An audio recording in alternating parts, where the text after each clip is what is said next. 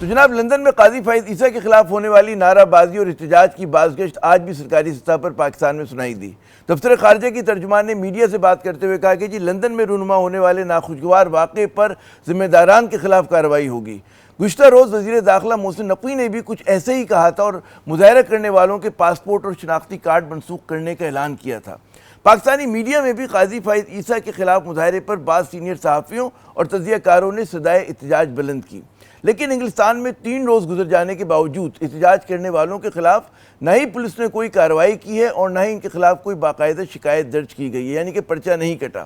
برطانیہ میں مقیم بعض سینئر صحافیوں سے جب میں نے رابطہ کیا تو انہوں نے کہا کہ جی برطانیہ کے قانون کے تحت کسی جرم کا ارتکاب نہیں ہوا، کیونکہ وہاں کے جمہوری معاشرے میں احتجاج کرنا، پلے کارڈز اٹھانا، بینرز اٹھانا، کسی کے خلاف نعرے بازی کرنا، تالیاں پیٹنا جرائم کی فہرست میں نہیں آتا۔ اس واقعے کی مزید تفصیل جاننے کے لیے ہم نے بات کرتے ہیں برطانیہ میں مقیم سینئر صحافی ہیں ثقلین امام صاحب، کسی تعارف کے محتاج نہیں، ہمیں لندن سے جوائن کر رہے ہیں۔ بہت شکریہ ثقلین صاحب۔ سب سے پہلے تو یہ بتائیے کہ یہ جو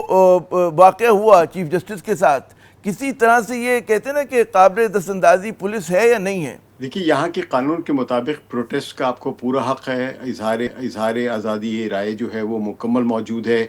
سوائے اس کے کہ اگر آپ اس میں کوئی جرم کریں یا پولیس کوئی ریسٹرکشنز لگائے کہ آپ اس علاقے میں نہیں جا سکتے، تو وہ تو ممکن ہے کہ اگر آپ اس ریسٹرکشن کی خلاف ورزی کریں تو ایک کارروائی ہو سکتی ہے اور آپ کو تھوڑی دیر کے لیے گرفتار کر کے بعد میں ضمانت دیا جاتا ہے۔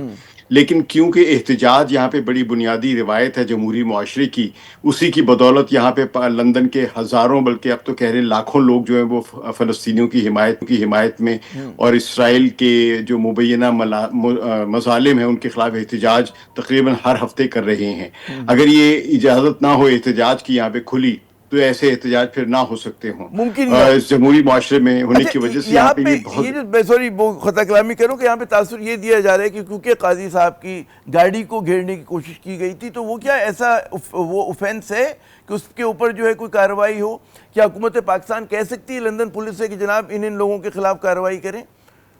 دیکھیے، حکومت پاکستان اپنی حد تک صرف زیادہ سے زیادہ ان کے نیشنل آئیڈینٹی کارڈز کو بلاک کر سکتی ہے عارضی طور پر،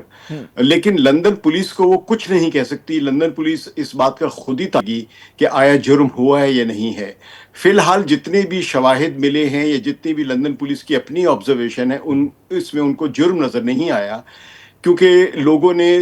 یہ جو سابق چیف جسٹس ہے پاکستان کے ان کی گاڑی پر حملہ نہیں کیا، بلکہ ان کو مڈل ٹیمپل کے اس پریمیسز سے باہر نکلتے ہوئے ان کی گاڑی کے سائیڈز میں کھڑے ہو کے نعرے بازی کی ہے۔ نہ گاڑی کو توڑا ہے، نہ کوئی شیشہ توڑا ہے، نہ پتھر بازی کی ہے۔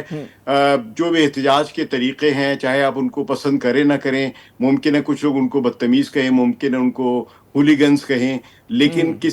پولیس نے ابھی تک کوئی کارروائی نہیں کی۔ اگر ہونی ہوتی کارروائی پولیس کی تو ہو چکی ہوتی، اتنا انتظار کیوں ہوتا کہ 3 روز ہو گئے اس بات کو؟ نہیں، دیکھیں، اگر کوئی کسی کو ثبوت ملے تو ہو سکتا ہے 10 دن بعد بھی وہ گرفتار کر سکتے ہیں۔ یہ نہیں ہے کہ اگر فوری طور پہ نہیں کیا تو آئندہ نہیں کریں گے، لیکن یہ ہوگا کہ جب کسی نے بھی قانون کے مطابق احتجاج کیا اور وہ احتجاج دوسرے کو بہت برا لگا تو دوسرے کو برا لگنا جو ہے یہ اس کو جرم کی فہرست میں نہیں ڈال دیتا۔ پولیس یہ دیکھے گی کہ جی اچھا، آپ نے پاکستان میں بھی بہت کام کیا ہے، مجھے پتا ہے، تجربہ ہے آپ کو کہ پاکستانی کے تحت، آئین کے تحت بھی احتجاج کرنا تو جرم نہیں ہے۔ اور یہ جو بات کی ہے وزیر داخلہ نے کہ جی ہم پاسپورٹ منسوخ کر دیں گے اور ہم